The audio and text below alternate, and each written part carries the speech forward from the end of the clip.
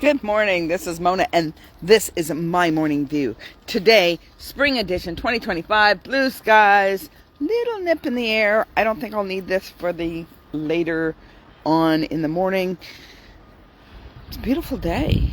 Thank God it's a beautiful day. Today is Wonderful Wednesday. Wonderful Wednesday is the day that I give gratitude and thankfulness to the Lord for things that He's shown me this week, things that He's done for me this week, things that He's done for me in my life that maybe I haven't brought it out here on social media yet. And it was refreshed in my mind and said, hey, I remember when God did this for me. All right, so I could be here all day talking about things that God has done for me. But we don't want to take all day. I only want to keep this for 15 minutes and less. Haven't completely done that. There's still a lot of them that I do 20, 25 minutes. I'm working on it. All right. But I thank God that He has allowed me to have this voice here on social platforms. Speaking of social platforms, commercial time. Like, share, comment. Go over to my YouTube page, Mona E. Harrison. If you're there watching me now, subscribe. Subscribe to Mona E. Harrison. Looking for 50 people to subscribe in order for me to have more than 3 minutes. Because I'm not a big person on, oh, how many subscribers do I have? I have to have all these subscribers. I only have to have those people that God brings. The people that show up and it's like, oh, there's something here. Those are the people I want. Ow. I just snapped my knee. All right. Construction edition. I do not have my hearing aids on because when I have my hearing aids on, all noises are amplified. And then that makes it more difficult for you to hear. So with those being off in the distance a little bit, I can speak, and my mouth being closer to the microphone helps you to hear me more than that noise. I hear that noise. All right. So here we go. Wonderful Wednesday. First of all, I thank God that I woke up this morning because I thank Him every morning for waking up in the morning. Sometimes I don't always verbalize that. But somewhere along the day when I'm taking my breath, like, oh, yeah. Thank you, Lord. Thank you, Lord, that I have breath. Even in springtime when all the spring stuff is coming out, I still thank God for that. All right. The one thing that I want to thank Him for this week that stands out significantly is last Friday when I did Feisty Friday, and I talked about being the field owner and letting others glean from the edges, right? That opportunity occurred that night for me. Because I was like, well, how does that look? I was questioning, how does it look right now in today's life? Because we're not going along farmers' edges to take the corn or take the peaches or take the cherries or or take the apples. You'd get arrested for trespassing. You have to go through the gate. You have to pay a fee in order to come in and maybe get some items. We have cherry picking here. Not cherry picking. Strawberry picking. We have strawberry picking here. We have apple picking here. Apple season. Oh, traffic. Oy vey. The traffic during apple season. So yeah, there's farms here where you can go and you can pay a fee to go glean from their farm. Now, whether they do other types of gleaning for today's society of sharing their crops with those that are less fortunate, or those that are traveling through, or how the Old Testament described it. With that, they might do it in other ways. So how does it look like today? Friday night, I get a text. I get a message. And I'm given the opportunity to be the landowner. I get the opportunity to be the owner of the field, where someone else can glean. And would you believe I questioned it? I thought in my head, oh, okay, where is this? Is this outside my town? I really don't want to drive outside my town.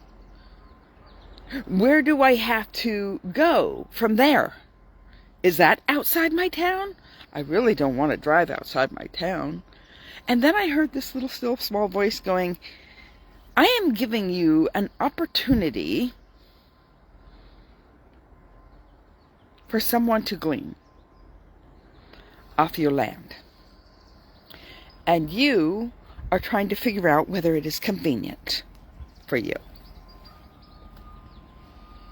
Really? Really, Mona? I'm like, okay, I'll just say yes. I'll just say yes, and I'll find out where all these places are after. And I'm not going to back out if I find out that they're far, far away. I come to find out it's right here in town. Nothing far, far away. I'm glad I said yes. I'm glad I said yes. Because if I would have said no, when would be the next opportunity that God would present before me? And would it be as simple as this one? Sometimes He has to simplify it for us. Sometimes He'll make it a little bit easier for us to say yes. I haven't found that to be true for my life. And the more we say no, the more it's habit to say no. Everybody talks about how no is such a powerful word, and no is a sentence, and no is an answer, and it is. You have to know when to say no. For those people that are constantly people-pleasing and constantly going, oh, here's this space where I have to say yes, because if I don't say yes, well, I'll look bad.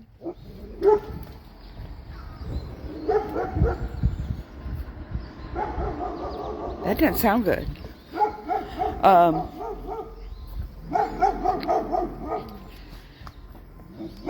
I think his mommy left for work. The dog up the street gets very upset when mommy leaves for work. So I think that's what that was. Alright, so, with that.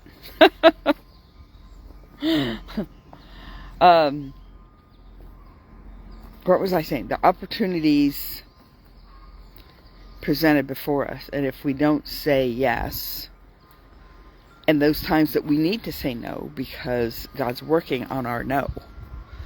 And God has worked on my no, and He is continuing to work on my no.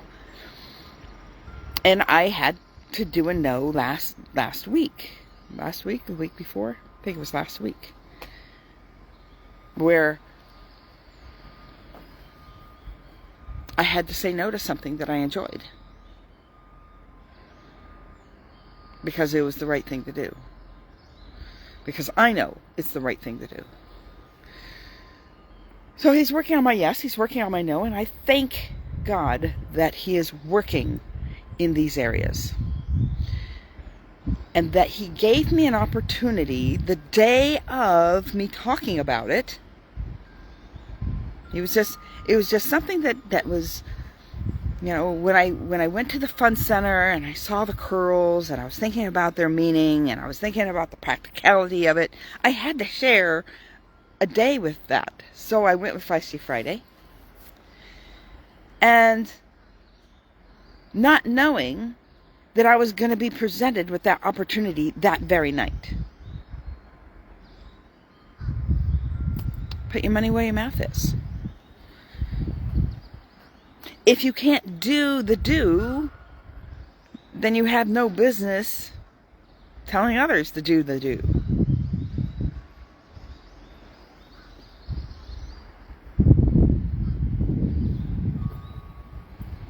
You can't give what you don't have. And I was just talking about it in the sense of how does that look practically. And then, voila, practically it showed up at my doorstep. Or in a text. Thank you, Lord, for working in me. Thank you for revealing things of how we can invest our lives, rather spend our lives, which is another thing that he was showing me this week. How do I invest my life? Well, part of that investment is letting others glean. So that's where I have for today. Thank you, Melinda, for watching. Blessings. Go over to my YouTube page, Mona E. Harrison. I don't think I mentioned it earlier. I know I mentioned my YouTube page, but I don't know if I named it Mona E. Harrison. You'll see my white wisdom hair. You'll see my beautiful face. Go over there, subscribe. If you're watching it now, subscribe right there. And hit all the bells and whistles. Get all the notifications. Get all the likes, the shares, the comments. Even if you don't agree with me, I welcome comments. So bring in the comments, and I'll get more than 3 minutes over there. This video will be uploaded tonight or tomorrow over on YouTube. In the meantime, Facebook watchers can watch it right now.